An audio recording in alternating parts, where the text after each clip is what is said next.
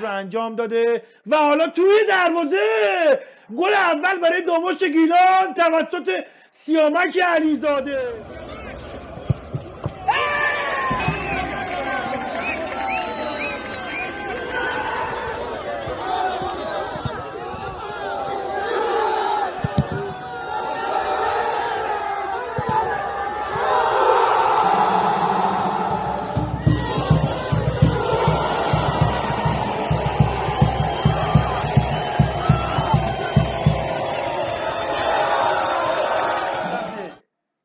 چپ تیم داماش تضییق کرده رضا تبار، حالا گل رضا تبار. تا اومدیم از او تعریف کنیم گل چهارم برای تیم داماش به ثمر میرسونه.